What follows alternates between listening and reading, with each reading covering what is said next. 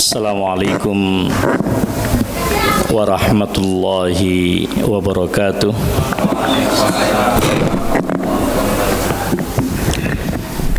Alhamdulillahi rabbil alamin.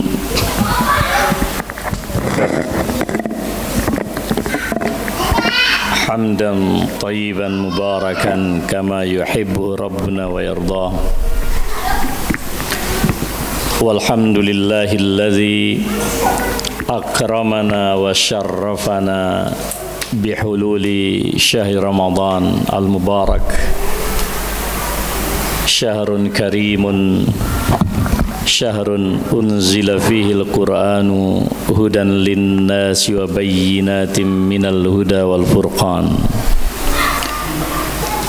Usalli wa usallimu afdalas salawati wa atammat taslimi ala sayyidil awwalin wal akhirin imamil muttaqin qaidil ghurril muhajjalin nabiyyina wa habibina wa qurrati a'yunina Muhammad ibni Abdillah wa ala alihi wa sahbihi wa man sara ala tariqihi waltazama bidinihi min ummatihi ila yaumil qiyamah. Amma ba'd. Usi nafsi wa iyyakum bitaqwallahi faqad fazal muttaqun. Jamaah Masjid Baitus Sakinah, Masjid Baitus Sakinah yang saya muliakan, yang saya ta'zimi, para guru, para kiai, para asatiz, rekan-rekan pemuda yang saya cintai, yang saya banggakan. Alhamdulillahilladzi jama'ana fi hadzal makanil mubarak wa fi hadzal waqtil mubarak fi waqtin qaribin min hululi syahr Ramadan. Kita bersyukur pada Allah yang telah menyatukan kita tentu dengan keimanan dan ukhuwah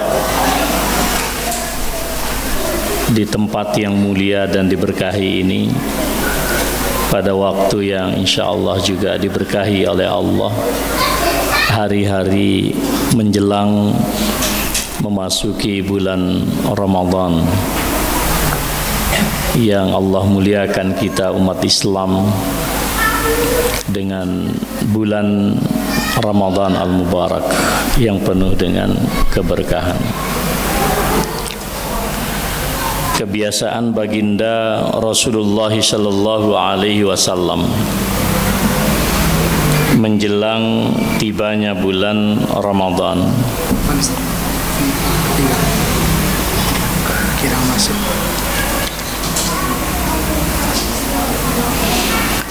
beliau sallallahu alaihi wasallam senantiasa menggembirakan kaum muslimin, menggembirakan umat beliau bihululi syahri Ramadan al-Mubarak, dengan tibanya bulan Ramadan yang penuh dengan keberkahan dari Allah Subhanahu wa ta'ala. Dalam beberapa riwayat yang sahih, Al-Imam Al-Bukhari rahimahullahu tabaraka wa ta'ala menukil secara sahih dari Rasulullah sallallahu alaihi wasallam, "Idza dakhala syahru Ramadan Futihat abwabus samai wa ghuliqat abwabu jahannam wa sulsilatis syayatin. Jika telah tiba atau masuk bulan Ramadan, pintu-pintu langit dibuka oleh Allah, pintu-pintu jahannam ditutup, dan para syaitan dibelenggu oleh Allah Subhanahu wa taala. Hadis riwayat Bukhari. Dalam redaksi yang lain beliau sampaikan kepada para sahabat, "Idza kana awwalu lailatin min syahri Ramadan, sufidatis syayatin wa maradatul jin, wa ghuliqat abwabun nari falam yuftah minha babun, wa futihat abwabul jannati falam yughlaq minha babun, wa yunadi munadin ya baghiyal khairi aqbil wa ya baghiyasy syarri aqsir, walillahi utaqa minan nar wa dzalika kullu lailatin." Hadis riwayat Tirmizi. Jika telah masuk awal malam dari bulan Ramadan, setan-setan dibelenggu, demikian pula para pembangkang dari bangsa jin. Pintu-pintu neraka ditutup dan tidak satu pun pintu yang dibuka. Pintu-pintu surga dibuka oleh Allah Subhanahu wa taala dan tidak ada satu pintu pun yang tertutup. Dan seseorang kemudian menyeru, "Wahai orang-orang yang menghendaki kebaikan, segeralah lakukan kebaikan itu, dan wahai orang-orang yang masih senang bergelimangan dengan dosa dan keburukan, hentikan." Allah memiliki orang-orang yang senantiasa dibebaskan dari api neraka, dan itu terjadi pada setiap malam. Hadis riwayat Al-Imam At-Tirmizi. Kemudian Rasulullah sallallahu alaihi wasallam juga menyatakan kepada umatnya, "Atakum syahrul Ramadan, syahrun mubarakun, faradallahu alaikum siyamahu." Wahai para sahabatku, telah datang kepada kalian Ramadan, bulan yang penuh dengan keberkahan. Allah fardukan, Allah wajibkan atas kalian untuk berpuasa, dan seterusnya. Tuftahu fihi abwabus sama, pintu-pintu langit dibuka. Wa tughlaqu fihi abwabul jahim, pintu-pintu neraka ditutup. Wa tughallu fihi maradatus syayatin, para pembangkang dari setan-setan itu dibelenggu oleh Allah. Lillahi fihi lailatun, pada bulan itu Allah memiliki satu malam, khairun min alfi syahrin, yang lebih baik daripada 1000 bulan. Man hurima khairaha faqad hurim, siapa yang terhalang dari kebaikan malam tersebut, maka sungguh dia orang yang terhalang dari berbagai kebaikan yang diturunkan oleh Allah. Hadis riwayat Nasai. Nah, jemaah sekalian yang saya muliakan, kalau ada sosok yang paling zuhud terhadap dunia, zuhud itu bukan orang yang tidak sanggup meraih segala kenikmatan dunia. Kalau jamaah memandang Rasulullah sallallahu alaihi wasallam, jangan memandang beliau seperti kita para mubalik, para dai. Tidak. Beliau itu seorang pemimpin negara yang dakwahnya itu menundukkan dua kedikdayaan besar di dunia waktu itu, Persia dan Romawi. Beliau sosok panglima tertinggi angkatan perang. Beliau seorang tokoh eksekutif yang menata administrasi negara. Beliau seorang tokoh legislatif karena beliau punya otoritas untuk menghalalkan dan mengharamkan. Beliau juga seorang tokoh yudikatif karena beliau punya otoritas untuk menegakkan hukum Allah sampai pada tingkat menegakkan qisas.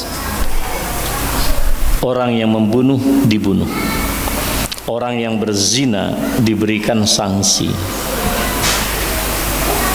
Semua otoritas ada di tangan seorang Rasulullah sallallahu alaihi wasallam. Tapi beliau hidupnya itu zuhud dan bersahaja. Sahabat beliau saja, seorang Khalifah Utsman bin Affan radhiyallahu taala an. Kalau ibu bapak hari ini pergi ke kota Madinah, dulu ketika orang-orang Yahudi di Madinah memonopoli sumber air yang ada di kota itu, beliau dengan uang pribadinya membeli sumber air yang dikenal sebagai sumurnya Utsman bin Affan. Tanah yang beliau wakafkan oleh pemerintah Arab Saudi dijaga, dirawat. Bahkan hari ini beliau punya satu rekening pribadi atas nama wakaf Utsman bin Affan radhiyallahu taala an. Di bagian belakang itu utara dari Masjid Nabawi, karena kita sholat menghadap selatan ya. Itu ke arah barat sedikit, itu berdiri Hotel Megah. Itulah wakaf daripada Sayyiduna Utsman bin Affan radhiyallahu taala. Orang zuhud itu bisa mengambil semua perhiasan dunia. Kalau hanya sekedar membeli Rubicon gampang, tapi tidak mau. Nah, kalau orang yang tidak zuhud, syahwatnya gede, cuman gak bisa. Beda kan? Jadi bedanya zuhud dan tidak itu hanya kalau orang zuhud bisa tapi gak mau. Kalau orang yang tidak zuhud, syahwatnya tinggi cuman gak mampu. Dia pingin punya perhiasan, punya jabatan, cuman gak sanggup. Rasulullah alaihi salatu wassalam, orang yang suatu hari ketika beliau beristirahat di atas tikar yang terbuat dari rajutan daun kurma, pelepah kurma, beliau selonjoran di situ dan kemudian bekas daripada tikar yang terbuat dari daun kurma itu membekas di punggung beliau. Umar bin Khattab radhiyallahu taala an sowan dan hadir di hadapan beliau, tiba-tiba menangis. Ma yubkik, apa yang membuatmu menangis? Rasulullah santai saja. Dia mengatakan, demi Allah, wahai Rasulullah, sungguh saya tidak rela ketika orang-orang yang penuh dengan kedurjanaan, mereka orang-orang yang syirik, mereka orang-orang yang kufur terhadap Allah, mereka para pemimpin Romawi dan Persia, hidup bergelimangan harta, bejana-bejana yang mereka miliki, gelas-gelas yang mereka punya terbuat dari emas dan perak. Sungguh saya tidak rela sementara engkau, manusia yang paling mulia di alam semesta, tidur hanya beralaskan tikar dari daun kurma. Saya tidak rela, wahai Rasulullah. Apa jawaban Rasulullah? Apakah beliau emosi? Tidak. Rasulullah hanya menjawab singkat, wahai Umar, apa engkau tidak rela segala kenikmatan bagi mereka dikedepankan oleh Allah di dunia, sementara Allah kemudian menyimpan berbagai macam kenikmatannya bagi kita di akhirat. Itu sosok pemimpin. Jangan membayangkan Rasulullah, orang nggak bisa, Pak, sangat bisa. Hidup bermewah-mewahan bisa, tetapi beliau ingin mengajarkan kita. Saya kemarin nggak ada waktu untuk tamasya. Kami 4 hari di Kairo, jadwalnya begitu ketat. Turun dari pesawat langsung di audiensi dengan mufti negara, Mufti Diyar Al-Misriyah. Kita dapat oleh-oleh untuk pelatihan para dai, para mufti.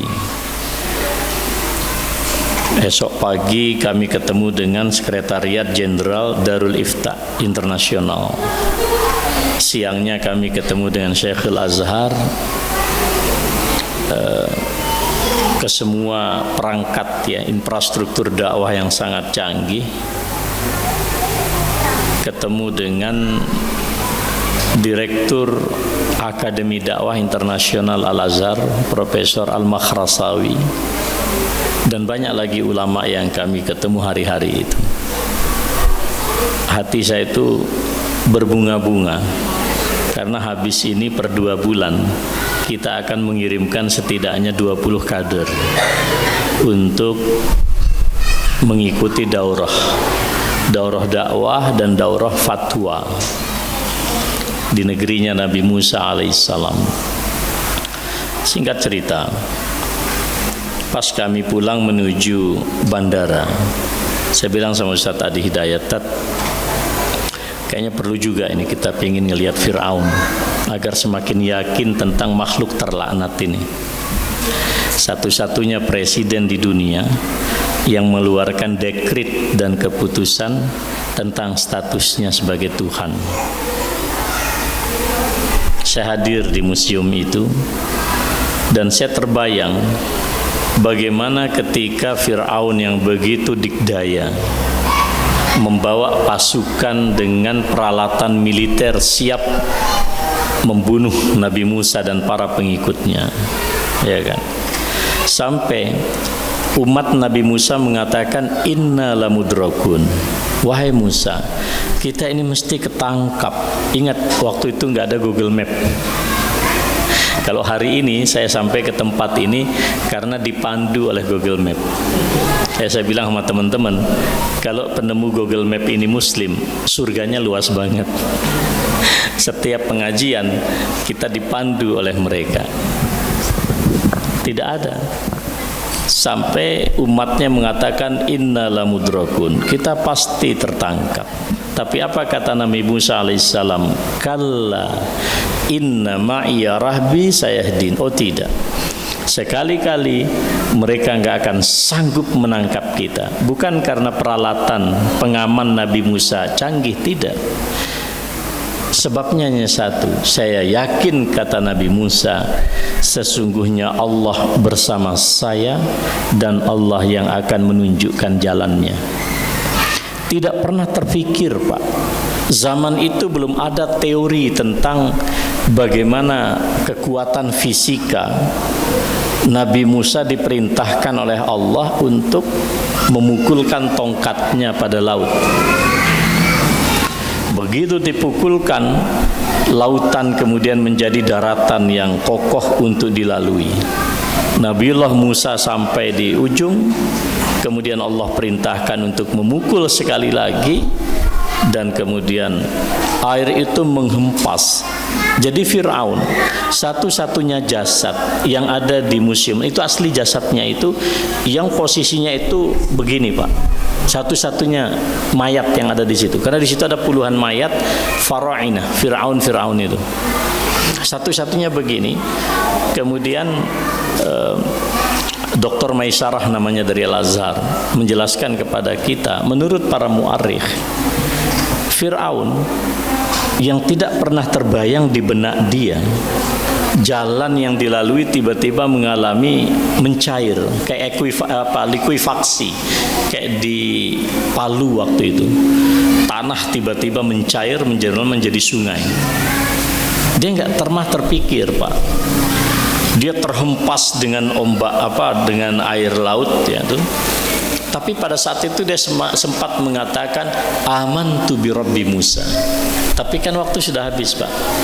Aku beriman dengan Tuhannya Nabi Musa. Dia sempat menangkis air dengan tameng. Tapi apa yang terjadi? Dia tenggelam dan mati, dan Allah sudah berjanji akan menyelamatkan jasadnya Fir'aun untuk kemudian berapa ratus tahun kemudian ditemukan oleh para arkeolog dan masih utuh. Sehingga sempat kami diskusi sama Ustadz Adi, karena dari Al-Azhar mengatakan sampai saat ini belum ditemukan satu teknologi untuk bisa mereproduksi zat kimia apa yang digunakan pada masa itu untuk mengawetkan jasad manusia sehingga awet sampai ribuan tahun. Itu belum ditemukan. Ustaz tadi jawab, Ustaz, tidak akan mungkin ditemukan. Mengapa? Karena diselamatkannya Fir'aun secara jasadiah itu firman Allah. Fal yawma nunajjika bi badanika litakuna liman khalfaka ayah. Hari ini kami selamatkan engkau jasadnya. Bukan diselamatkan di akhirat, jasadnya dirawat oleh Allah agar engkau menjadi tanda kekuasaan Allah bagi orang mendatang. Anda bisa melihat, teman-teman sekalian, Fir'aun hadir sebagai sosok yang mengatakan, saya tidak mengerti wahai kaumku, kalian memiliki Tuhan selain diriku. Bahkan dengan penuh percaya diri dia mengatakan, ana rabbukumul a'la. Saya adalah Tuhanmu yang tertinggi. Dialah yang mengeluarkan surat perintah, setiap bayi laki-laki itu harus dibunuh. Tapi dia tidak pernah berpikir tentang satu rekayasa Allah, satu makar Allah yang sangat dahsyat. Seseorang yang kemudian diletakkan di atas kotak oleh ibundanya, lalu melintas kepada aliran anak sungai Nil yang melalui istananya. Ini justru yang akan menjadi tandingan dia besok. Saya ingin mengatakan kepada kita, wahai umatku, kata Rasulullah, jangan kalian tertipu dengan jabatan dan kekuasaan. Wala yaghurrannakum billahil gharur. Jangan kalian tertipu dengan berbagai macam tipu daya dunia. Anda kira Pak Prabowo itu nyenyak tidurnya? Saya kira enggak juga, Pak. Iya kan? Para gubernur, para bupati yang sekarang sedang retreat di tadi kami lewat itu di sana, belum tentu. Mohon izin. Jadi Nabi mengingatkan kita agar mindset, cara pandang kita dengan apa kita bergembira dalam hidup ini juga harus jelas, Pak. Yang pasti bukan jabatan, bukan harta kekayaan. Ma ya ayyuhal insan, ma gharraka bi rabbikal karim. Apa yang membuat Anda terpedaya dari jalan Tuhan Allah yang telah menciptakan Anda? Itu pertanyaan Allah. Innamal hayatud dunya la'ibun wa lah wa in tu'minu wa tattaqu yu'tikum ujurakum. Jadi jangan keliru paham. Mindset harus dirubah. Kalau kita ingin gembira, gembira dengan apa? Kalau kita ingin bahagia, bahagia dengan apa? Maka Allah Subhanahu wa taala mengingatkan kita, qul bifadlillahi wa rahmatihi fabidzalika falyafrahu huwa khairum mimma yajma'un. Kalau pingin bahagia, pingin gembira, itu dengan karunia Allah, Pak. Dengan rahmat Allah, bukan dengan yang lain. Hanya dengan inilah orang-orang yang beriman itu pantas gembira. itu lebih baik Pak dari apa yang mereka kumpulkan. Anda tahu Qarun? Qarun itu ya, kunci berangkasnya saja susah diangkat. Jadi kalau cuma nggak pakai mobil pick up itu nggak sanggup ngangkat, itu baru kunci berangkasnya. Anda bisa bayangkan isi berangkasnya kayak apa. Tapi kemana akhir hayatnya? Lewat. Fir'aun juga lewat. Tapi saudara sekalian, saya ingin mencontohkan tentang rahmat Allah. Ketika seseorang ditakdirkan surga oleh Allah bagi orang tersebut, tetapi amal ibadahnya tidak nyanda Pak. Tidak cukup amal ibadahnya untuk meraih surga yang telah digariskan oleh Allah. Apa Allah lakukan? Allah beri orang itu ujian. Fi malihi wa nafsihi wa irdi. Hartanya diuji, bisnisnya mungkin hancur, karirnya mungkin rusak, ya kan? Keluarganya mungkin meninggal dunia dan seterusnya itu. Agar apa kata Rasulullah? Agar ketika Allah menguji dia sabar menghadapi ujian ini, dan pada saat dia sabar, Allah cabut nyawanya demi untuk meraih surga yang telah ditakdirkan oleh Allah. Itu rahmat Pak.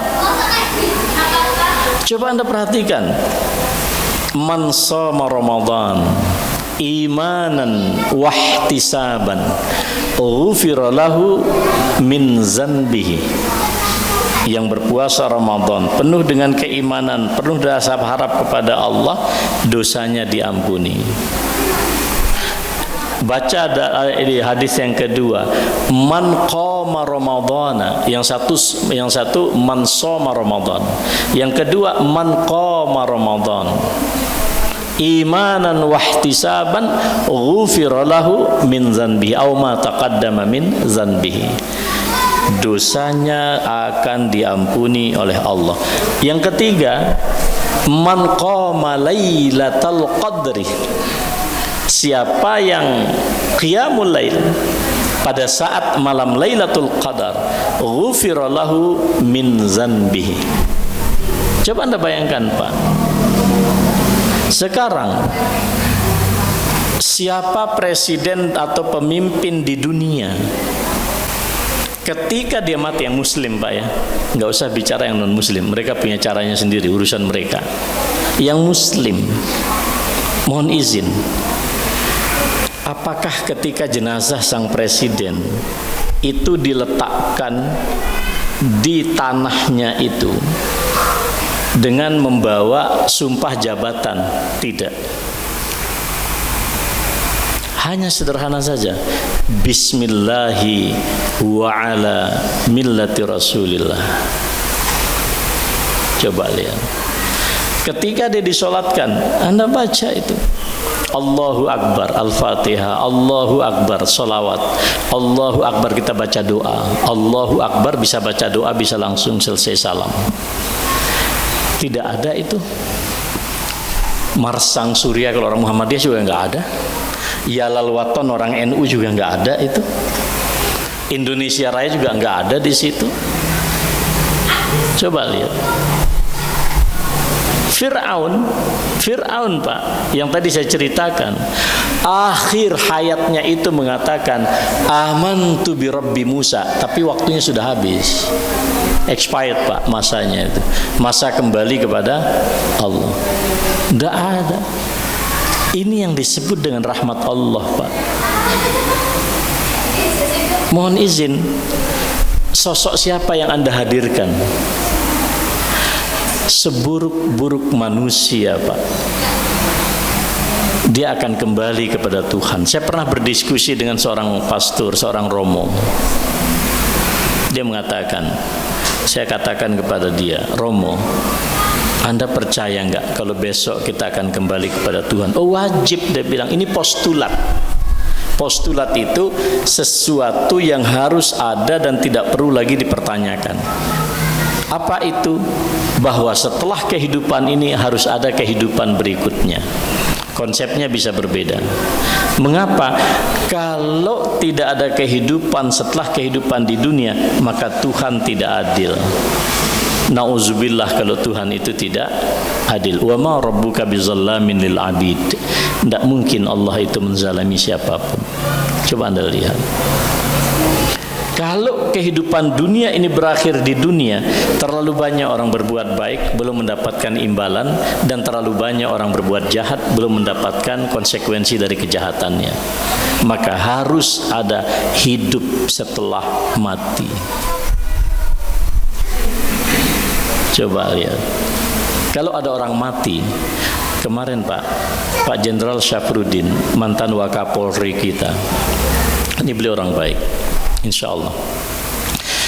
Hari apa itu masih menerima tamu Pak dari rombongan Al-Azhar, pakai batik gagah, memang beliau tampan orangnya, punya yayasan membiayai ribuan para santri ke Timur Tengah. Siapa yang menyangka malam Jumat beliau harus masuk ke rumah sakit, dan itulah akhir daripada semuanya. Apa yang kita ucapkan? Innalillahi wa inna raji'un, Allahumma ighfir lahu.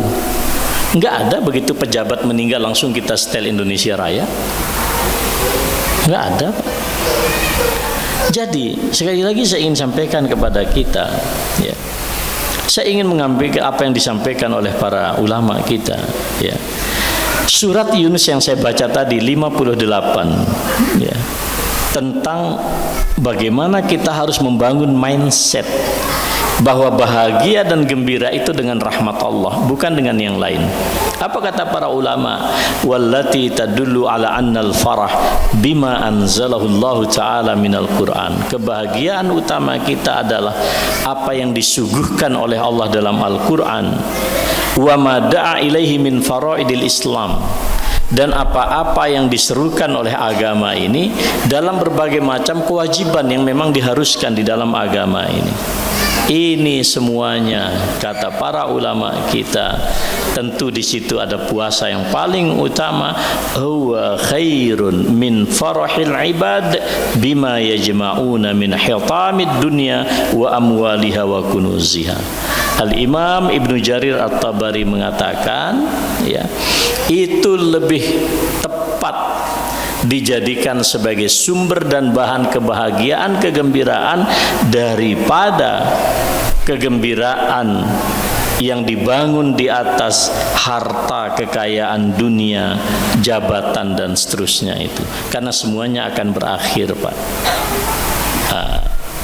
Al-Imam As-Sa'di rahimahullah di dalam tafsir beliau Taisir Al-Karimir Rahman, apa kata beliau?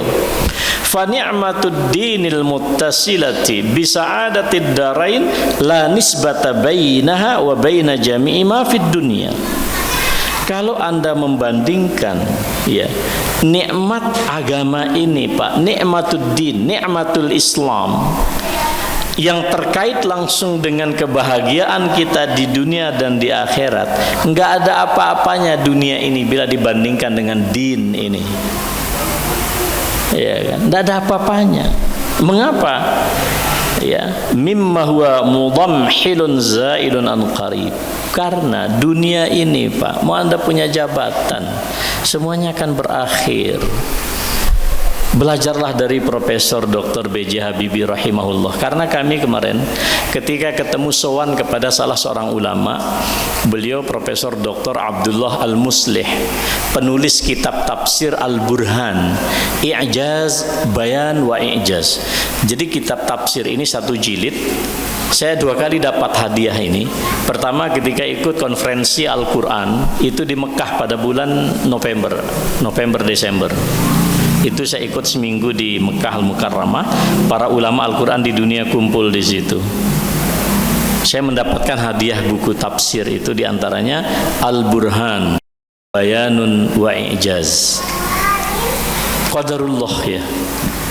hari Kamis sebelum kembali kami hari Jumat pekan lalu dari Kairo, kami sowan kepada Profesor Dr. Abdullah Al-Muslih. Mula-mula saya belum tahu beliau ini. Beliau ini pendiri Bank Islamic Development Bank. Sudah sepuh Pak, 80 tahun lebih. Beliau kemudian banyak jabatan beliau. Kami temu beliau di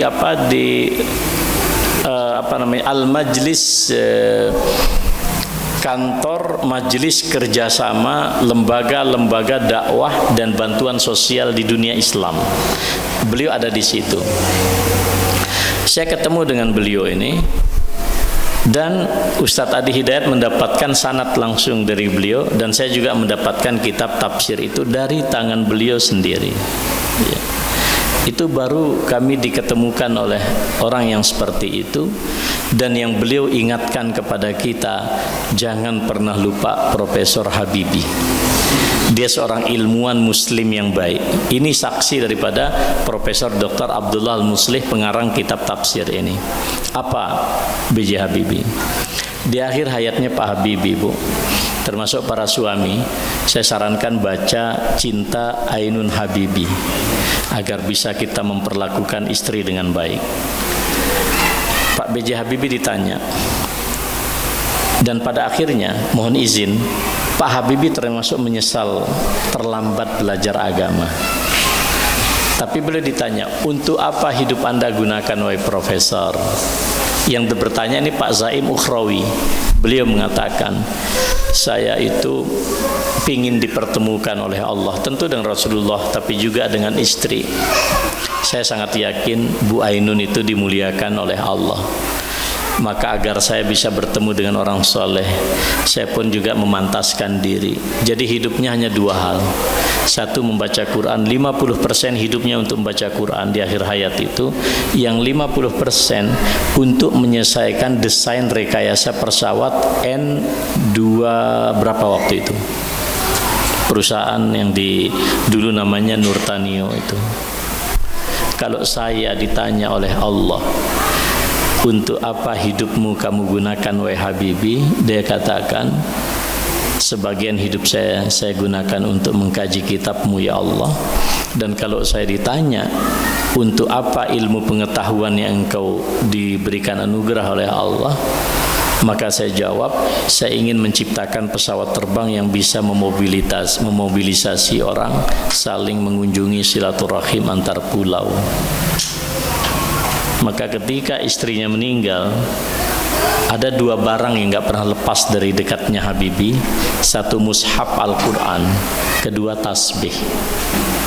Sampai ketika Pak SBY mengirimkan pesawat untuk menjemput jenazah Bu Ainun Habibie, beliau hanya mau, biasanya Pak, kalau kita mengirim termasuk mohon izin, jenazah itu diletakkannya itu di ruang kargo. Kalau ini tidak, di ruang utama. Dan Profesor Habibie sepanjang perjalanan dari Jerman sampai Jakarta itu hanya dua pekerjaan beliau. Satu, tilawatul Quran. Kedua, bertasbih. Coba lihat. Ini saya katakan adalah sosok. Ya, saya tidak usah cerita tentang para sahabat, terlalu jauh. Yang ada di depan mata, kita masih punya cerita baik tentang para politisi. Jadi politisi itu tidak hanya berbicara apa yang buat Anda kecewa hari ini, iya kan? Insinyur Pak Hatta itu pernah menulis di buku tulis beliau, di diarinya itu, ingin memiliki sepatu pantopel, sepatu sampai dicatat itu, sehingga ketika dia berkunjung ke luar negeri, kerabat atau orang dekatnya itu membaca bahwa beliau bercita-cita punya sepatu pantopel, tapi duitnya nggak cukup, tapi negara sanggup memberikan. Apa yang beliau lakukan? Tidak mau. Ini keperluan pribadi, bukan keperluan negara. Muhammad Natsir, beliau itu orang yang pernah minjem gelas kepada Bu Fatmawati. Bu Fatmawati itu namanya Fatimah, dirubah menjadi Fatmawati, anak seorang tokoh Muhammadiyah di Bengkulu. Ya, itu Bu Fatmawati. Maka ketika Bu Fatmawati diajak pindah hijrah ke Yogyakarta, ya, beliau kita menjahit bendera merah putih yang kita kibarkan itu yang beliau lantunkan itu ya maras perjuangan Aisyah Nasyah itu. Jangan lupa sejarah ini. Iya kan. Jenderal Sudirman yang kita kagumi, orang yang tidak pernah satu, tidak pernah lepas wudu, dawamul wudu beliau, tidak pernah meninggalkan sholat, bahkan tidak pernah lepas daripada Al-Quran. Masih banyak tokoh politik kita.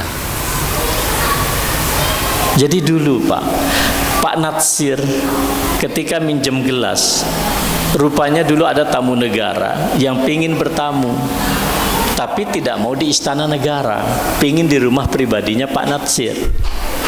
Beliau nggak punya gelas, dia pinjam ke Bu Fatmawati. Ini apaan? Ini ada tamu negara, tapi bukan ketemu M. Natsir, ingin ketemu M. Natsir sebagai Perdana Menteri. Cuman M. Natsir nggak punya gelas yang layak untuk tamu negara, pinjem. Bisa dibayangkan nggak hari ini? Jenengan kalau ngelihat realitas politik sekarang mungkin kecewa umumnya. Tapi coba baca sejarah kemarin Pak Karno, orang yang selalu minta fatwa kepada Hasan, seorang ulama di Persatuan Islam Persis. Ketika beliau dipenjarakan, beliau terus koresponden tanya tentang agama. Ketika Kiai Dahlan tablik ke Surabaya, karena ketika itu Kiai Dahlan sering juga pergi ke Jawa Timur, dan Pak Karno itu juga murid daripada Haji Omar Said Cakra Aminoto, selalu ngintel ikut pengajiannya Kiai Dahlan. Jadi dulu sekelas Presiden Soekarno ngaji Bu. Jadi Anda tanya sekarang ketua DPR ngajinya di mana? Dulu pemimpin kita ngaji Pak.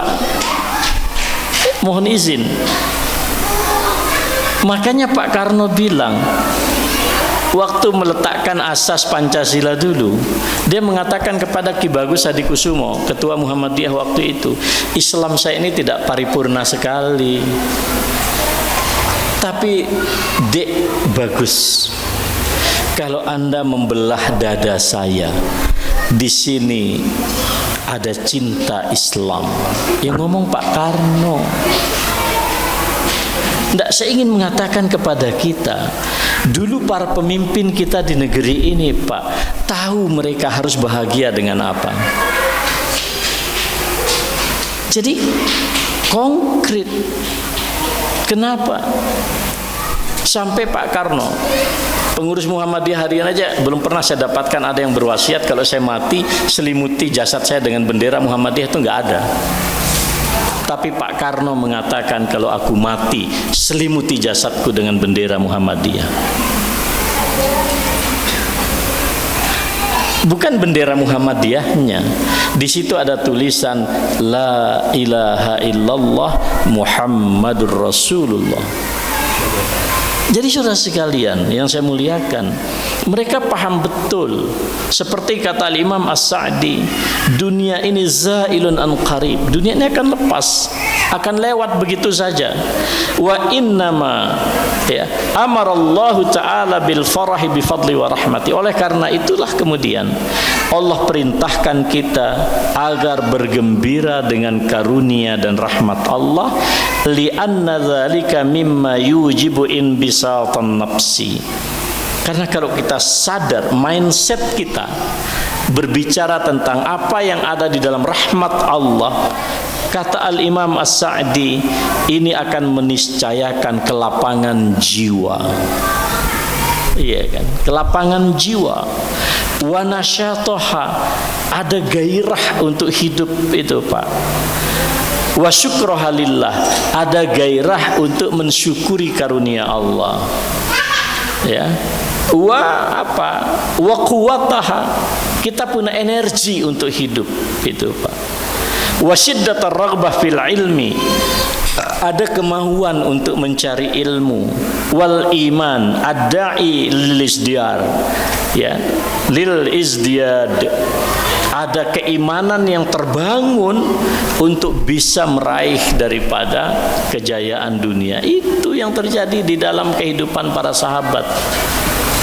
Jadi mohon izin saudara sekalian yang saya muliakan, bukan kehidupan dengan sesuatu yang sesaat. La tafrah innallaha la yuhibbul farihin. Jangan kesusu kalian, ojo kesusu. Gembira dengan hal-hal yang tidak sepantasnya. Nah, kalau orang bergembira dengan hal yang tidak pantas, Allah enggak suka. Anda baca lagi di dalam Al-Qur'an itu, ya.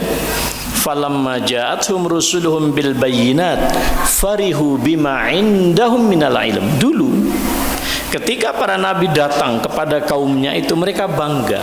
Kami sudah punya kejayaan ilmu pengetahuan. Mereka, Anda lihat kaum Ad, kaum Tsamud, Pak. Mereka itu sangat dahsyat. Di Madinah, jangankan zaman itu, waktu saya masih belajar di Madinah, itu dosen saya bercerita, di Khaybar itu ada gunung.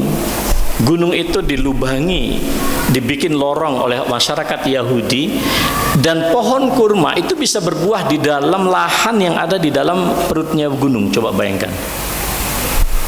Mereka luar biasa, Pak, memahat gunung-gunung. Lihat di Yaman saat ini, lihat di beberapa bagian negara Saudi saat ini, sisa-sisa peradaban mereka sangat kuat, arsitektur mereka sangat hebat. Tapi apa yang terjadi? Mereka hanya berbangga dengan itu. Wa haqa bihim ma kanu biyastahziun. Tapi para nabi, dia caci maki, dia cela, ya kan, dan seterusnya itu. Apa yang terjadi? Habis hidup mereka, Pak. Nah, sekarang kita ini dihadapkan oleh Allah dengan mawasimul khair, musim kebaikan. Apa itu? Ramadan. Jadi saudara sekalian yang saya muliakan, saya ingin kita memiliki, kalau masalah fikih saya kira sudah selesai lah ya. Kita sudah berpuluh-puluh tahun puasa kok. Jadi jangan berharap saya akan membahas kapan kita mulai, kapan kita ini, gimana. Enggak, saya kira tidak. Jadi saudara sekalian yang saya muliakan, saya ingin kesimpulan satu. Ada kelompok orang yang menyambut Ramadan ini dengan penuh kelapangan jiwa, kegembiraan psikisnya itu, Pak, ya. Apa itu? Ini kita baca bagaimana Rasulullah sallallahu alaihi wasallam, ya. Ya, kita sudah paham saking gembiranya Rasulullah dengan datangnya bulan Ramadan. Beliau kemudian sudah membuat tradisi-tradisi yang bagus, kebiasaan-kebiasaan yang bagus sejak bulan Sya'ban, sampai para sahabat kemudian meriwayatkan saking banyaknya beliau berpuasa, enggak kelihatan kapan beliau itu berbuka, kapan beliau itu puasa. Jadi ada prakondisi, Pak. Ya. Bahkan mohon izin, Bapak Ibu mungkin sebagian tidak setuju dengan nisfu Sya'ban, tetapi ada hadis juga yang bisa dipegang, enggak semuanya dhaif. Di Mesir tanggal 15 Sya'ban, kebetulan kami sedang berada di Kairo. Kalau di sana itu perayaannya itu oleh negara. Perayaannya jangan dibayang perayaan aneh-aneh, enggak. Mufti di situ pidato. Kemudian ulama senior itu berceramah tentang keutamaan nisfu Sya'ban. Semua para pejabat dihadirkan di situ. Malam itu tentu kami tidak ikut di acara itu. Tapi apa kata Allah? Innallaha yanzilu ilas sama'id dunya. Malam nisfu Sya'ban, Allah itu turun dan mendekat sekali kepada hamba-hambanya, sampai langit yang paling dekat dengan dunia ini, dengan bumi ini. Kata Allah, adakah orang yang beristighfar pasti aku ampuni dosanya? Adakah orang yang berdoa pasti aku ijabah? Adakah orang yang meminta hajat pasti aku berikan? Dan semua permintaannya, semuanya dapat, kecuali apa? Illa limusyahin, kecuali orang yang sedang bermusuh-musuhan di malam itu nggak dapat. Jadi ada memang dikondisikan oleh agama kita ini Bahkan Rajab itu dikategorikan sebagai bulan suci. Ramadan malah bukan bulan suci, Pak. Ramadan bulan keberkahan, iya. Tapi dia tidak masuk dari 4 bulan suci, ya kan? Ada Rajab, ada Zulqa'dah, ada Zulhijjah, ada Muharram, 3 bulan berturut-turut. Rajab sebagai bulan suci itu dilipat gandakan kebaikan, sebagaimana dosa juga bisa dilipat gandakan. Jadi melipat gandakan pahala bukan hanya terjadi di Mekah sebagai tempat, tapi waktu juga ada. Nah, waktu ini kita lebih rileks. Maka sejak Rajab itu kita diajarkan oleh Islam untuk mempersiapkan mental spiritual. Sya'ban juga demikian. Sampailah kemudian kita masuk di dalam bulan ini, ya. Kemudian yang kedua, Pak, orang itu sudah mengukur diri, annahum ya'lamuna anna limtina' minal ladzat fi hadhiid dunya sababu linailiha fil akhirah. Kalau kita menghendaki capaian tertinggi di akhirat, tidak ada cara lain kecuali Anda menjaga jarak dengan berbagai macam fitnah dengan kelezatan dunia. Mabuk, ya sudah, nggak usah mabuk. Besok kalau masuk akhirat, mabuk sama mabuk-mabuknya, Pak. Karena semua bentuk khamr ada di situ. Masalul jannatil lati wa'idal muttaqun fiha anharun min ma'in ghairi asin wa anharun min labanin lam yataghayyar ta'muhu wa anharun min khamrin lazzatin lisyaribin. Khamr besok yang ada di surga bukan pakai gelas, Pak. Sungai, Pak. Sampai semaput sampean minum itu. Tapi jangan sekarang, belum waktunya, gitu loh. Belum waktunya. Jadi memang kita ini dimanage oleh Islam agar kita ini bisa self management yang bagus, bahwa tidak semua kemauan itu harus diikuti, bahwa tidak semua kenikmatan itu harus dicicipi. Ada saatnya kita menjaga diri, Pak, ya. Maka ini Ramadan, ini adalah musim di mana Allah mengeskalasi, mempercepat, mengakselerasi semua bentuk kebaikan itu, Pak, di bulan Ramadan. Makanya ada hadis mengatakan, ya, radhima anfu ahadin, ya, au fima ma'nahu, celaka orang yang masuk dan hadir di bulan Ramadan, keluar dari Ramadan, falam yughfar lahu, lalu dosa-dosanya tidak diampuni. Itu kata Rasulullah, celaka orang yang kaya begitu itu. Jadi saudara sekalian yang saya muliakan, ya, maka jangan kita seperti orang kayak begitu itu, ya. Seperti tadi itu isyarat dalam hadis pertama yang saya sebut, dia pingin ke susu untuk meraih semua nikmat, lalu dia tinggalkan apa yang dijanjikan oleh Allah Subhanahu wa ta'ala. Ini mindset harus dirubah, Pak. Nah, puasa Ramadan sebetulnya ingin mengingatkan kita tentang mindset, bahwa tidak semua itu harus cash and carry sekarang. Ada yang harus besok kita tebus di akhirat, agar kita ini tidak hidupnya itu bermakna, Pak. Hidup kita ini menjadi bermakna. Maka saudara sekalian yang saya muliakan, terakhir pada kajian sore hari ini saya ingin membaca beberapa bagian dari satu kitab yang menurut saya sangat bagus sekali. Kitab ini, ya, kitab ini berjudul sangat menarik, ya. Judulnya itu Ramadan wa Bina'ul Ummah. Nah, ini dia sebagai bagian terakhir. Nanti yang menghendaki kitab ini saya bisa bagikan, ya. Bapak Ibu sekalian, sekali lagi bayangan saya masalah fikih udah selesai loh, ya. Jadi nggak usah nanya saya kapan sahur, kapan berbuka, seperti apa adabnya, bagi saya udah selesai. Nah, yang ingin saya sampaikan kemudian, apakah Ramadan kita bisa membangkitkan kehidupan umat dan masyarakat kita? Ini yang penting. Sehingga judulnya daripada kitab yang kedua yang ingin saya sampaikan adalah Ramadan wa Bina'ul Ummah. Mari kita lihat, Bapak sekalian, ya. Pada tahun, saya ingin kasih kuis dulu, kapan puasa disyariatkan oleh Allah? Tahun keberapa? Tahun kedua Hijriyah, pada bulan Sya'ban. Jadi sebelum Ramadan, Sya'ban pada tahun kedua Hijriah itu Allah turunkan tasyri' daripada siam ini. Maka sebelum itu ya, mari kita lihat beberapa poin di sini ya. Ya. Pada bulan Sya'ban tahun kedua Hijrah, ketika puasa disyariatkan oleh Allah, ada beberapa ajaran yang diiringkan sama Allah pada waktu itu. Selain itu adalah siam itu sendiri. Yang kedua adalah diwajibkannya zakat. Yang ketiga, diwajibkannya qital. Ingat, berperang itu diwajibkan setelah kita kuat di Madinah dan belum diwajibkan di Mekah. Kalau ada ayat tentang qital di Mekah, maka itu satu-satunya dalam Al-Quran. Wajahiduhum wala tuti'il kafirin wajahiduhum bihi jihadan kabira. Ya, jangan taati orang kafir dan lawan mereka, jihadlah terhadap mereka dengan Quran. Maka para ulama kita mengatakan jihad yang diturunkan di dalam surat Makkiyah ini tidak bermakna qital perang, tetapi jihad bil ilmi wad da'wah wa bil Quran. Jihad juga namanya, Pak. Jihadilah mereka dengan Al-Quran, dengan jihad yang sangat besar. Sehingga Imam Ibnu Taimiyah berpandangan,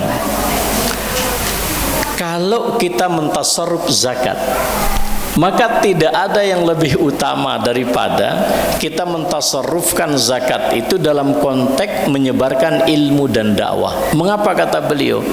Karena kekacauan yang paling besar di dunia ini adalah ketika terjadi kemungkaran ilmu, yang halal menjadi haram, haram menjadi halal, dan seterusnya. Itu satu-satunya. Kemudian yang keempat, pada tahun kedua Hijrah itu terjadi juga perubahan arah kiblat. Ingat, kita tidak kurang dari 16 bulan. Ketika Rasulullah di Mekah sallallahu alaihi wasallam, kita sholat menghadap Ka'bah di kiblat kita ini, maka orang yang ada di utara pun juga kalau sholat di kiblat, kalau Rasulullah sedang menghadap ke utara, maka Baitul Maqdis juga dapat. Waktu itu Ka'bah yang pertama itu Baitul Maqdis, Palestina.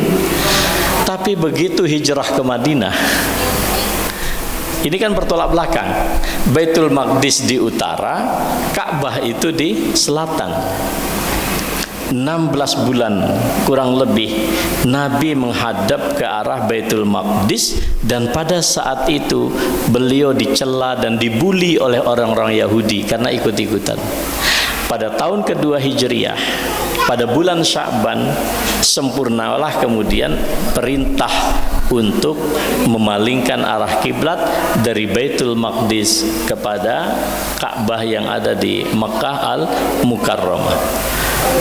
Dan ingat saudara sekalian, pada tahun kedua Hijriah itu juga saat Ramadan pertama disyariatkan oleh Allah, ya, Sya'ban itu turun ayat qital, Ramadan itu sudah terjadi Ghazwah Badar.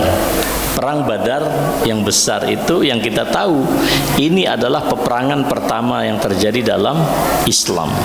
Pertama kali syariat puasa diturunkan oleh Allah, tapi juga ya, pertama kali pertempuran militer. Apa yang kita pelajari dari sini? Pertama, Ramadan itu menjadi mekanisme Allah tanqiyatus saffil muslim. Ramadan menjadi satu mekanisme untuk memilah-milah mana saf barisan orang-orang yang beriman secara teguh dan mana orang yang berpura-pura masuk ke dalam Islam atau mengeksploitasi Islam untuk kepentingannya. Ini pelajaran pertama, Pak. Oleh karena itu, mohon izin saya sampaikan di sini, puasa itu, Pak, kalau kata para ulama, Anda sholat di situ tidak ada puasa, Anda syahadat juga tidak ada, Anda zakat juga tidak ada, itu sholat, zakat berdiri sendiri. Anda haji, Anda bisa melakukan manasik, tapi di situ tidak ada siam. Tapi pada waktu Anda siam, semuanya bisa dilakukan rukun iman ini. rukun Islam kita, mohon izin.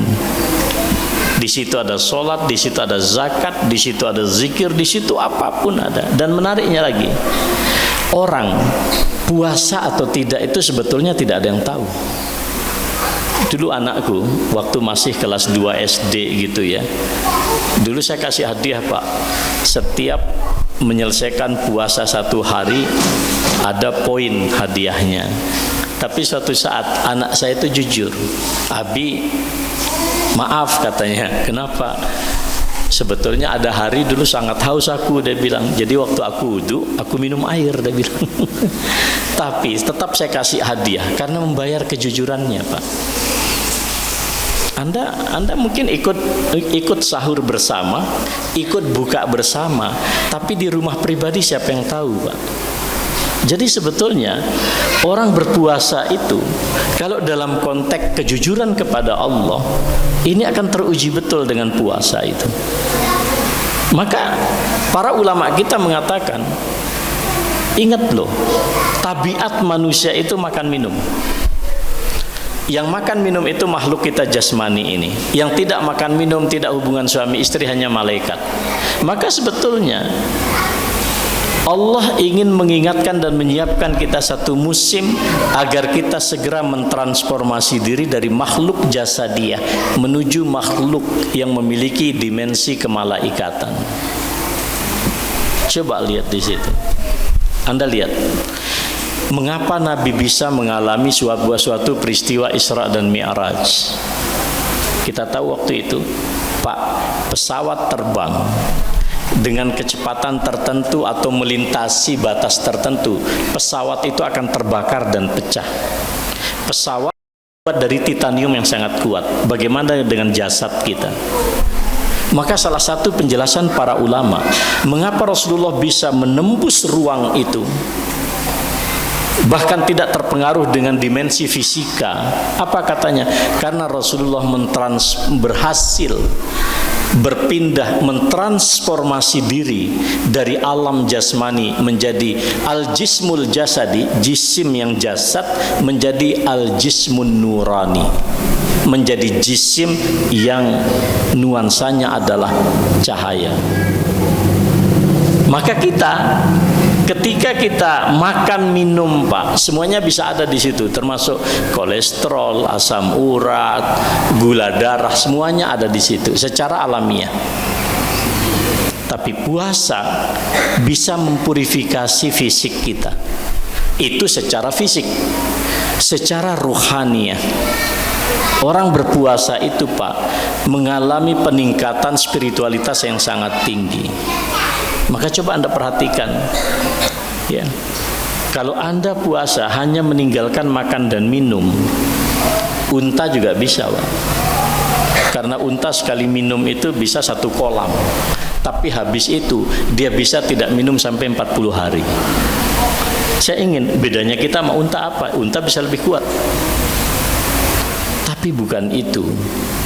Sampai Rasulullah mengatakan, seharusnya fisik yang sudah menjelma menjadi cahaya itu berpegang pada hadis Nabi. Coba lihat, man lam yada qaulaz zur wal amala bihi falaysa lillahi hajatun fi an yada ta'amahu syarabah. Orang yang puasa tapi enggak sanggup meninggalkan perkataan dan perbuatan dusta, hidupnya penuh dusta, Allah enggak butuh sampean makan atau minum di siang Ramadan. Kam min shaimin, betapa banyak orang puasa, laisa lahu min siyamihi illal ju' wal atas. Hanya dapatnya itu dahaga, lapar. Ini hadisnya buat mak-mak. Ada perempuan, hadisnya sebagian mengatakan ini sanadnya itu lemah, tetapi maknanya bisa digunakan dengan berbagai macam hadis-hadis yang lain. Apa itu? Ketika para sahabat begitu kagum tentang dua sosok, dua perempuan yang sangat luar biasa, dipuji sholat malamnya, dipuji infak sodakohnya, dipuji puasanya. Para sahabat curhat, ada sosok wanita kayak begitu, 2 orang. Nabi katakan, hadirkan dia di hadapanku. Begitu Nabi hadirkan, dia hadir di hadapan Nabi. Nabi suruh dia muntah, keluarkan isi perutmu. Yang keluar itu nanah bercampur darah busuk. Keluar itu, dimuntahkan. Komentar Nabi, kedua orang ini bisa menahan diri dari apa yang dihalalkan oleh Allah. Makan, minum halal, hubungan suami istri halal. Dia sanggup melakukan itu, tapi dia tidak sanggup menahan diri dari apa yang memang diharamkan oleh Allah, yaitu membicarakan keburukan saudaranya. Maka Rasulullah dalam hadis yang sahih mengatakan, asyamu junnah, puasa itu perisai, kajunnati ahadikum fi minal qital, sebagai perisai seseorang di antara kalian ketika dia berperang menangkis serangan atau senjata musuh. Di dalam hadis yang lain Rasulullah mengatakan malam yahriqha, tapi tameng ini berfungsi selama dia belum dipecah, selama dia belum dirobek-robek. Lah kalau Anda punya tameng dari baja tapi tamengnya itu udah dirobek-robek, ya panah tembus juga. Jadi ini yang pertama, Pak. Maka Rasulullah SAW, coba Anda lihat ketika beliau berperang, waktu itu belum berperang sebetulnya, dalam perjanjian Hudaybiyah. Silahkan buka surat Al-Fatah. Ketulusan para sahabat diuji. Apa kata Allah menceritakan kepada Nabi? Sayaqulu lakal mukhallafuna minal a'rab syaghalatna amwaluna wa ahluna fastaghfir lana yaquluna bi alsinatihim ma laysa fi qulubihim. Jadi orang yang tidak mau berperang bersama Nabi selalu alasannya, kami sibuk dengan bisnis, sibuk dengan harta, sibuk dengan keluarga kami. Orang yang kayak begini juga selalu berburuk sangka. Bal zanantum alla yanqalibar rasul wal mu'minuna ila ahlihim abada wa zuyyina dzalika fi qulubikum. Jadi mereka menyangka kalau Nabi ini berperang, ini kembalinya hidup apa mati gitu. Mereka berpikir Nabi nggak akan kuat kembali dalam keadaan selamat. Dan itu dihias. Tapi coba Anda baca sampai akhir halaman di halaman itu surat Al-Fatah. Apa kata mereka? Sayaqulul mukhallafun idzan talaqtum ila maghanima lita'khudhu wa dharuna nattabi'akum. Kalau kalian pergi berperang dan di situ ada harta rampasan, izinkan kami ikut. Itu mentalitas orang-orang yang tidak punya ketulusan, yang tidak bisa mentransformasi diri dari al-jismul jasadi menjadi al-jismun nurani. Selayaknya Pak, yang tidak makan minum itu adalah para malaikat. Tapi bulan puasa kita diminta untuk mengupgrade diri. Anda tahu pesawat itu beratnya mungkin ratusan ton. Itu kalau dia berjalan 30 km per jam nggak akan bisa terbang melawan daya tarik gravitasi bumi, nggak bisa. Bagaimana cara pesawat? Pesawat harus masuk di landasan pacu dan kecepatannya harus dimaksimalkan sampai beberapa ratus kilometer per jam.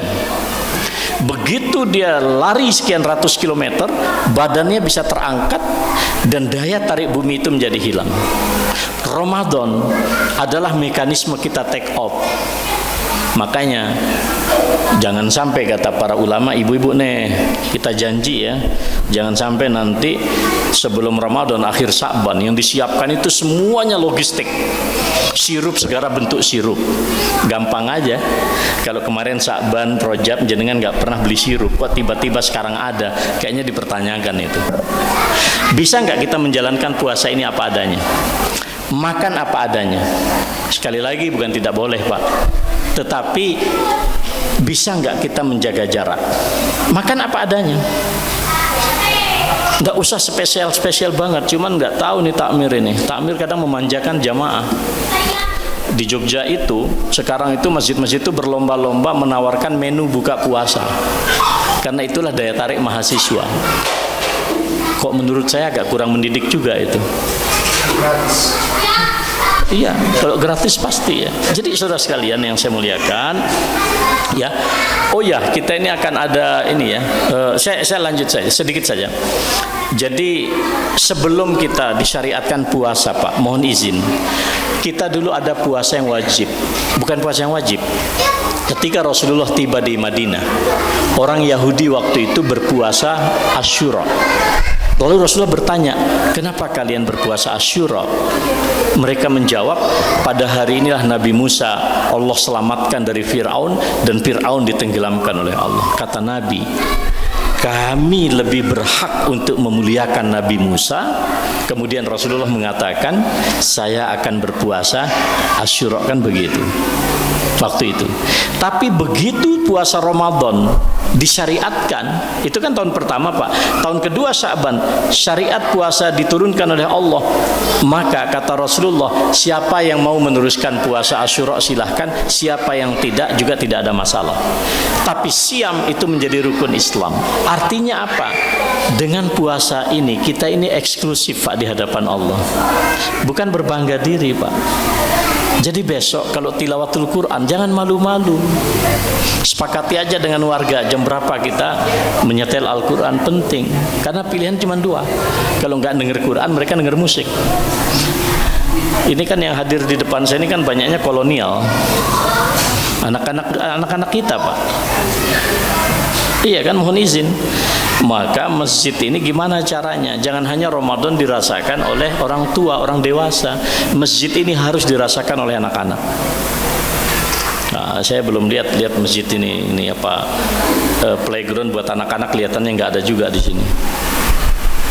Jadi kalau mau serius bikin masjid, Pak, harus ada ruang menyusu buat ibu-ibu, harus ada playground, wifi-nya bagus, ada tempat ngopi yang keren, gitu. Memang kayak begitu. Kalau enggak, anak-anak kita kalun-alun, Pak. Jadi takmir masjid nanti siapkan jawaban di hadapan Allah.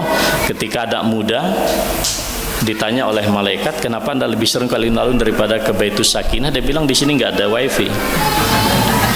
Lalu nanti ditanya oleh Allah, ketua takmirnya siapa, kan gitu. Kalau ketua takmirnya lalu tanya, kenapa Anda nggak siapkan buat anak-anak muda? Nah, repot kan? Udah siapkan aja gitu. Jadi Ramadan ini waktu yang spesial, eksklusif buat kita. Tentu tidak dengan duniawi ya, Pak. Sholat malamnya, Al-Qur'annya, kita harus tunjukkan bahwa kita ini masyarakat yang berbeda dengan masyarakat pada umumnya. Kemudian ada juga tarbiyah. Bagaimana mendidik kita? Satu, puasa ini mengajarkan kita untuk taat dan patuh sepenuhnya kepada Allah. Ya ayyuhallazina amanu atiullaha wa atiur rasul. Ya, ini penting. Ramadan adalah waktu untuk turun mesin. Seberapa taat kita kepada Allah. Yang kedua, Ramadan adalah momentum kita mendidik diri dan keluarga untuk menyelisihi syahwat kita sehari-hari. Yang biasanya makan minum, bisa pilih restoran di mana saja, coffee shop di mana saja. Ramadan mari kita batasi itu. Yang ketiga, terkait dengan tarbiyah ini, Pak, menahan diri. Tadi di Gunung Kidul saya ceritakan, Nabi, Pak, berhadapan dengan Sumamah bin Utsal, pemimpin Banu Hanifah, banyak sekali membunuh para sahabat. Suatu saat dia mau ke Mekah melintasi Madinah, ditangkap oleh para mata-mata militer Nabi. Ditangkap, Nabi bilang, perintah Nabi, perlakukan dia dengan baik. Beri susu terbaik, beri roti terbaik. Hari 1, 2, 3 dilewati. Wahai Muhammad, kalau kau membunuhku, terjemah bebasnya, saya siap-siap saja, di belakangku ada rakyatku. Tapi kalau kalau engkau berbuat baik kepadaku, engkau berbuat baik kepada orang yang pandai berterima kasih. Hari pertama, kedua, ketiga diperlakukan dengan baik. Ini Sumamah bin Utsal dalam hadis Bukhari. Tidak ada pemaksaan, tidak ada balas dendam, apalagi nggak ada. Padahal dia sudah membunuh banyak sahabat. Hari ketiga, sampean mau tindak kemana? Mau terus ke Mekah untuk umroh? Monggo, silahkan teruskan perjalanan Anda. Tidak nyangka, bayangan dia ditawan oleh pasukan Nabi itu dibunuh. Tidak, Pak. Tidak ada Nggak ada basa-basi, pokoknya nggak ada, biasanya nggak ada tablik, nggak ada apa. Silahkan. Apa dia mengatakan? Ya Muhammad, maka wajhun ala wajhil ardi abghadu ilayya min wajhik. Sebelum ini tidak ada wajah manusia yang paling aku benci melebihi benciku kepada wajahmu. Fa'asbahal yaum wajhuka ahabbal wujuh ilayya. Hari ini wajahmu menjadi wajah yang paling aku cintai. Makana min dinin abghadu ilayya min dinik. Tidak ada agama yang paling aku murka melebihi murkaku terhadap Islam. Fa asbahal yaumal Islam ahabbal din ilayya. Hari ini Islam jadi agama yang paling aku cintai. Makana baladun, makana min baladin abghadu ilayya min baladik. Tidak ada negeri teritorial yang paling aku musuhi melebihi permusuhanku terhadap Madinah. Fa asbaha baladuka yaum ahabbal biladi ilayya.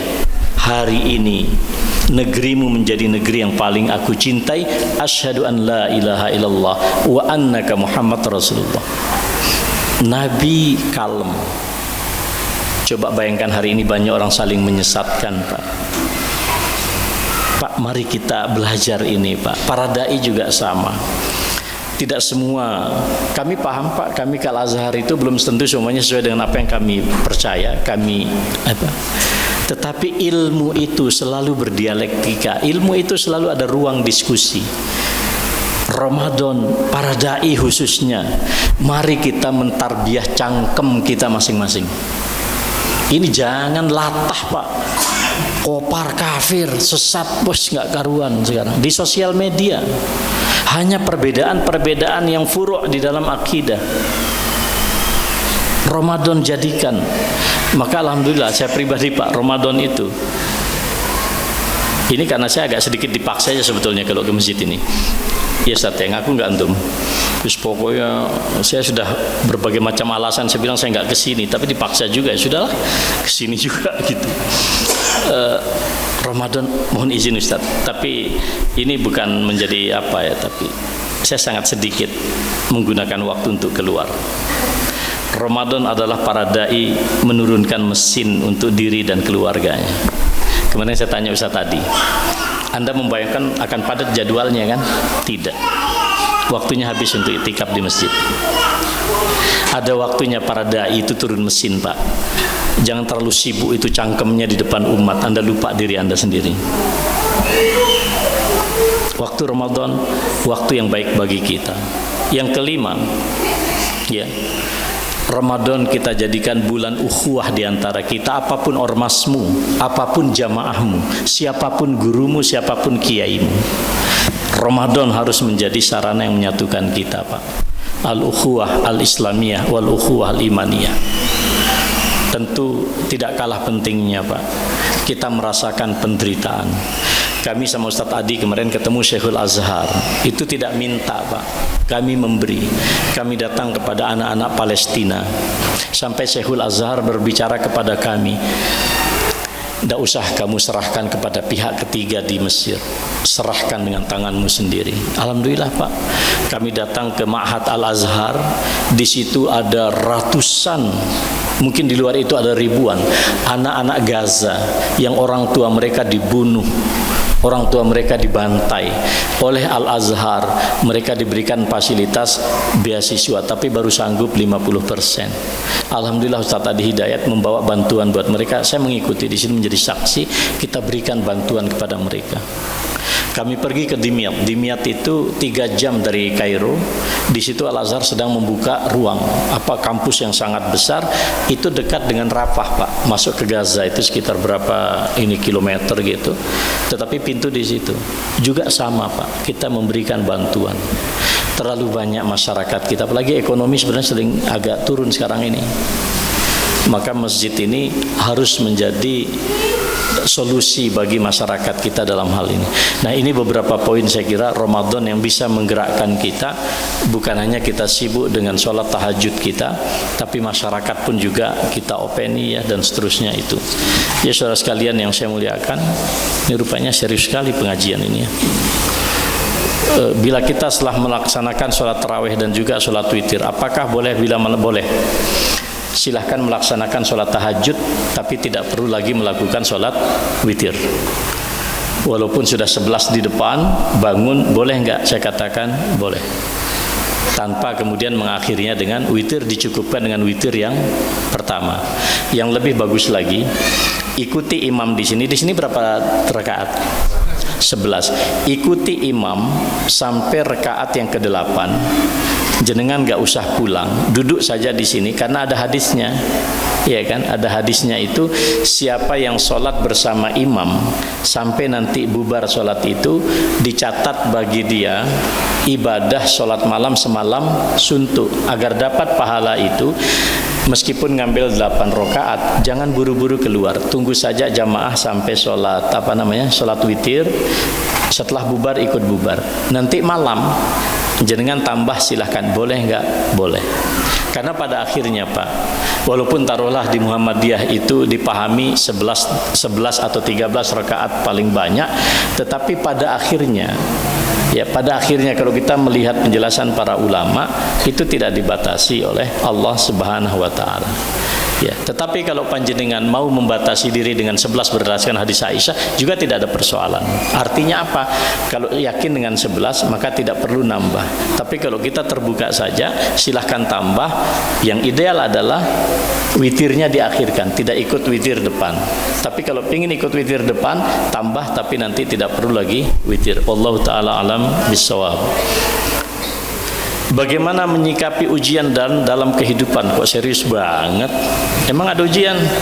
Ini ujian apa dulu nih? Kalau ujian sekolah belajar dong. Ya, kalau ujian kehidupan tadi saya kira tadi. Tapi saudara sekalian, saya kira begini ya. Respon kita ini kan sebetulnya bagaimana membangun mental kita, Pak. Orang dihadapkan dengan ujian.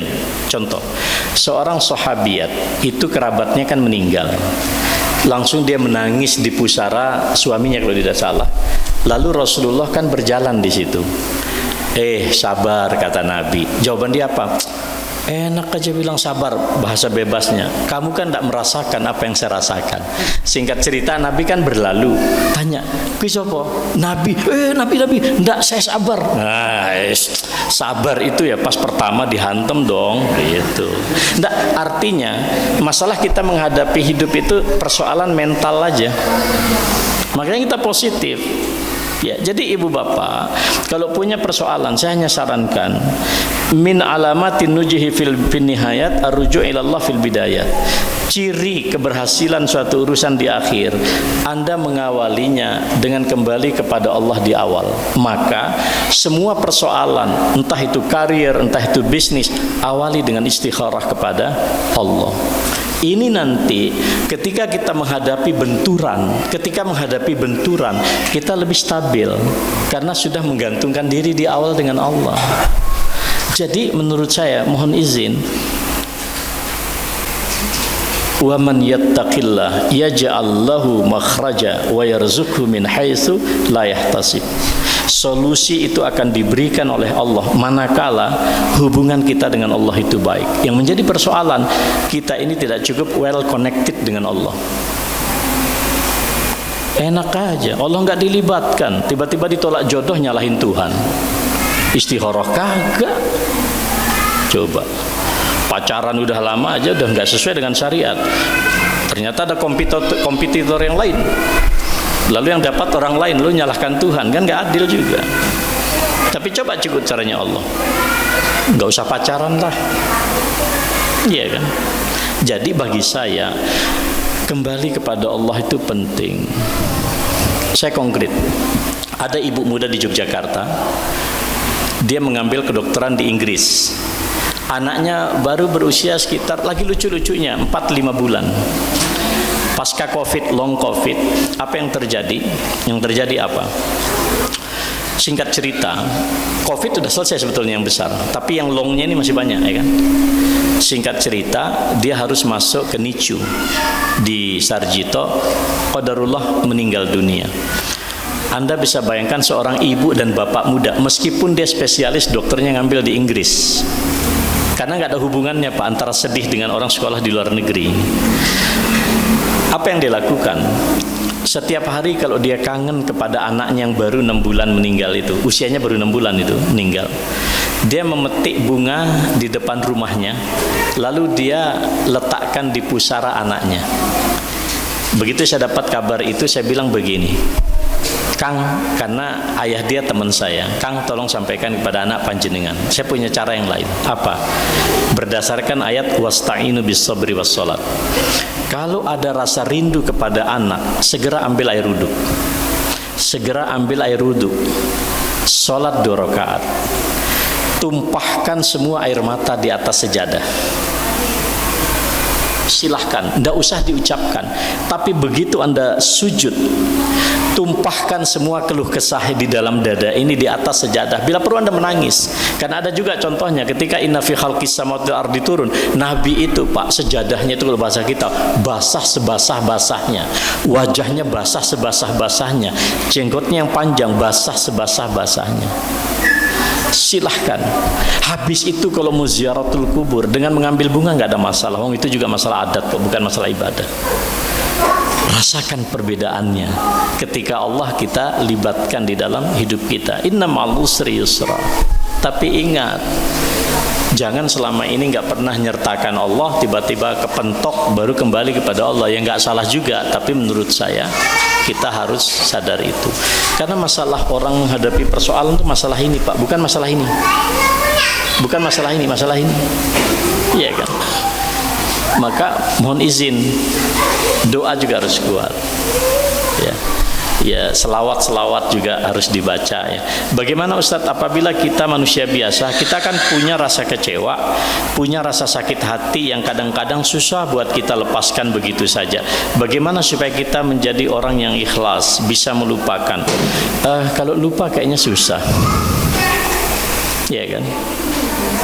Tetapi saya ingin mengatakan Nabi itu kurang disakiti apa? Sekarang ini kita butuh prototipe Pak, kita butuh model, role model kehidupan kita siapa? Maka anak-anak muda kita Pak, yang sekarang ini sering kalau mengalami benturan itu mengalami kerapuhan, karena mereka tidak punya sosok yang dijadikan sosok ideal.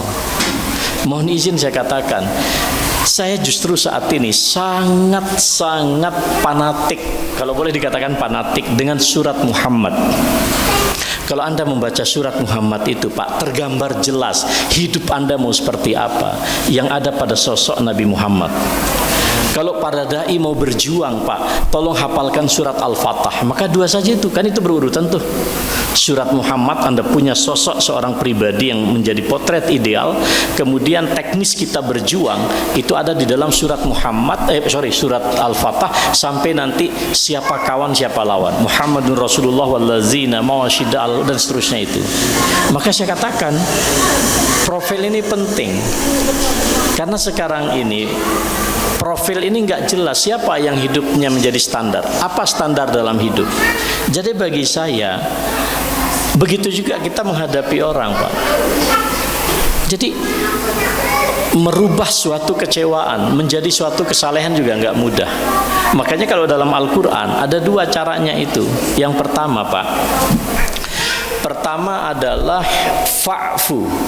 Fa'fu itu seperti orang kalau zaman dulu kita ngetik, kemudian salah ketikannya itu kita pakai tip X. Tip X itu menghapus, tetapi masnya Pak, itu langkah pertama. Kalau bisa kata Allah, wasfahu. Wasfahu itu as-subhu, membalik lembaran baru.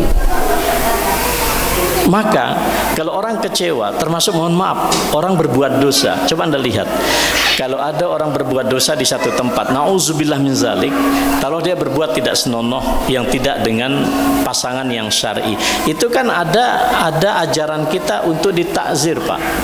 Dia diungsikan dia dari tempat itu agar ada recovery. Karena memori juga harus dikelola. Maka sekarang bagaimana kita memanage perasaan-perasaan itu? Ya dengan mengalihkannya kepada yang positif. Wa atbi'is sayyi'atal hasanah. Itu juga teori. Kalau kemarin ada keburukan, apa yang membuat kita sakit hati? Bisa nggak kita menemukan titik positif di dalam sakitnya rasa yang ada di dalam diri kita? Ini nggak mudah. Maka ini perlu percepatan ruh. Anda selesaikan dengan sholat. Udahlah, nggak ada cara yang baik. Begitu Anda kecewa, ambil air wudhu, sholat. Oh, saya kapusan Pak, saya ditipu sampai sekian ratus juta. Ambil air wudhu, sholat. Ucapkan itu jangan di pengajian, sebut itu di dalam sujud Anda. Begitu kecewa lagi, kemarin nyalek nggak terpilih dan tidak ada yang terpilih katanya, udah ambil air wudhu. Ya kan, Kokam ini kan biasanya jadi tim ses ya. Kalau tim sukses mesti sukses Pak. Minimal ngopi terus kan. Yang di ya itu. Oke. Amalan untuk bisa menjadi perempuan hebat seperti Khadijah. Waduh, ini perlu kajian khusus. Rekomendasinya bikin kajian khusus tentang profil seorang Khadijah. Khadijahkan dirimu bila dirimu ingin dimuhammadkan. Wah, keren banget itu. Jadi muhammadkan dirimu bila pasanganmu dikhadijahkan oleh Allah. Luar biasa Pak. Aduh, keren banget. Ya ayyuhal muzammil, itu tekanan psikologis yang sangat dahsyat. Apa kata Khadijah? Tenang, tidak mungkin Allah menghinakanmu. Engkau orang yang selalu memberikan makan kepada orang miskin, selalu menyambung silaturahim, selalu begini. Aduh, kayaknya ibu, kayaknya yang nanya ini ibu ini ya. Ibu-ibu yang bertanya ini, pertama tolong hatamkan sejarahnya Khadijah. Iya kan? Tolong hatamkan sejarahnya Khadijah. Kemudian kedua, lakukan apa yang dilakukan Khadijah kepada suaminya Muhammad. Jangan berharap dulu. Kalau berharap bisa kecewa tuh. Nah, nanti suaminya, karena panjenengan itu mengkhadijahkan diri, biarkan secara alamiah Allah memuhammadkan suami panjenengan. Gitu aja, gampang kan? Dah. Makna dan maksud dari hadis tentang puasa, pahala puasa yang tidak terbatas itu juga bagian dari yang saya yang saya siapkan di sini. Semua amalan ibadah itu akan diberikan imbalan oleh Allah illas siyam, kecuali puasa. Fa innahu li. Biar saya tidak ngawur, saya jawab di sini. Jadi pertama, poin 1 ya. Puasa itu hampir sulit kita lakukan dengan riya. Kalau sholat malam mungkin orang tidur sampean bangun, tapi puasa, anak kecil juga puasa kok. Hebatnya di mana? Biasa aja. Anak TK juga bisa puasa setengah hari kok. Yang mau dibanggakan apa? Sehingga begini, para ulama mengatakan ya, resiko riya di dalam puasa itu ya tidak ada. Sehingga Al-Imam Al-Qurtubi mengatakan, lamma kanatil a'mal yadkhuluha ar-riya wa shaumu la yattali alaihi bimujarradi fi'lihi illallah fa'adhafahu Allah ila nafsihi. Maka ketika puasa itu tidak ada gangguan riya, berarti betul-betul orang itu autentik, asli untuk Allah. Ketika puasa itu murni untuk Allah, maka Allah mengatakan dengan firman-Nya, fa innahu li, maka puasa itu untukku. Di dalam satu hadis disebut taraka syahwatahu wa ta'amahu, dia rela meninggalkan syahwat dan makan minumnya. Maka kata Allah, hanya aku yang sanggup mengkalkulasi, malaikat juga tidak sanggup mengkalkulasi itu. Itu satu penjelasan para ulama. Yang kedua, gitu kan, Al-Imam Al-Qurtubi mengatakan, annal a'mal qad kushifat maqadiru thawabuha linnas wa anha tada'ab min asrah ila 700. Semua amalan lipat gandaannya itu Pak, itu bisa diestimasi dari 10 sampai 700 kali lipat, kecuali pahala puasa. Ya, kenapa? Pahala puasa tidak melalui mekanisme estimasi dan hitungan. Pesak karpe Gusti Allah. Anda tanya Jibril juga nggak tahu alaihissalam. Mengapa? Allah mengeksklusifkan itu bagi dirinya. Yang ketiga, ya, lihat di sini, as-saumu li, kata para ulama, annahu ahabbul ibadat ilayya wal muqaddam indi. Tidak ada ibadah yang lebih disukai oleh Allah melebihi daripada saum itu sendiri. Nah, nanti ada penjelasan-penjelasan ulama yang lain, ya, termasuk hadis Nabi dalam Sahih Albani, Sahih Nasai, alaika bisaum fa innahu la mislalahu. Puasalah kalian, kata Nabi, karena tidak ada amalan yang setara dengan ibadah itu. Jadi itu yang dijelaskan oleh para ulama kita. Menelan ludah saat puasa apakah batal? Tidak. Ya, tapi bukan ludah yang sudah dikasih apa begitu, misalnya pakai pasta gigi terus kemudian memancing air liur dan berlebihan, maka sikat gigi, gunakan sikat gigi. Tapi saya pribadi untuk ihtiyat tidak menggunakan pasta. Tahu pasta kan? Odol, tidak menggunakan odol. Kalau mau lagi pakai siwak. Kalau siwak lebih keren lagi. Ya, siwak saya kira di pasar-pasar kita juga sudah ada. Jika kita batuk lalu keluar dahak dari mulut, puasa batal apa tidak? Tidak. Ya. Malam nisfu Sya'ban, malam yang istimewa. Tapi bagaimana dengan ibu yang menyesuai dengan 3 anak sehingga kelelahan dan tidak menunaikan amalan di malam itu? Tenang aja. 3 hadis Nabi tadi, ya. Gini, kalau orang terbiasa beramal soleh, taruhlah nisfu Sya'ban dia tahajud macam-macam, atau amal soleh apapun, suatu saat Anda terhalang tidak melakukan amal soleh itu. Contoh, Anda biasa melakukan sholat duha. Dalam pertanyaan ini amalan nisfu Sya'ban, bukan nisfu Sya'ban secara eksklusif, umum saja ya, umum saja, jangan salah paham. Lalu karena pesawat Anda take off pada waktu duha, Anda tidak bisa sholat misalnya di pesawat karena sedang take off dan seterusnya itu. Tapi setiap hari Anda sholat duha, pada hari Anda meninggalkan sholat duha, kata Rasulullah, Anda diberikan pahala duha secara sempurna. Orang sakit biasanya sholat malam, sholat tahajud, tapi malam itu karena dia demam menggigil, dia tidak bisa sholat malam.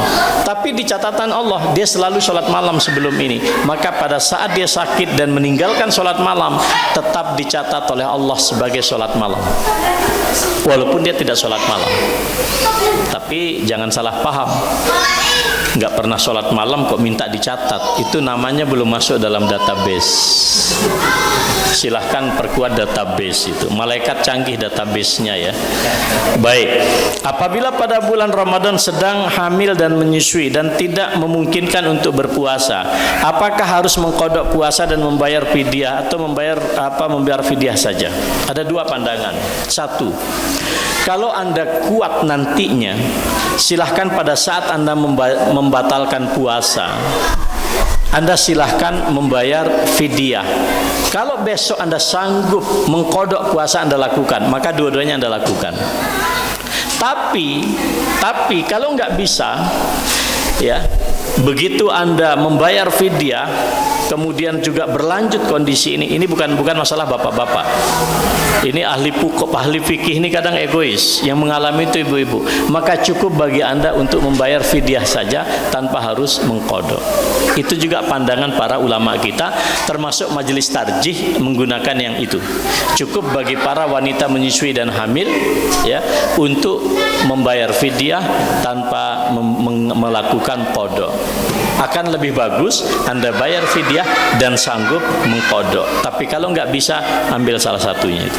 Wallahu taala alam bissawab. Bagaimana kiat memberi nasihat pada diri dan masyarakat tentang pentingnya zuhud qanaah? Karena kondisi hari ini masyarakat dengan mudahnya membalani hidup dengan pinjaman, ojol dan lain-lain. Kurangi grup WA dulu deh. Kurangi melihat iklan-iklan itu yang mendekatkan kita pada rangsangan-rangsangan untuk hidup secara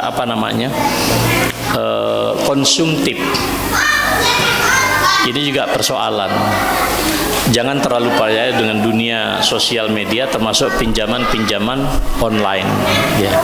Jadi saya kira memang tidak mudah, tapi saya kira masjid ini harus punya program rutin Pak untuk membersamai jemaah kita ya.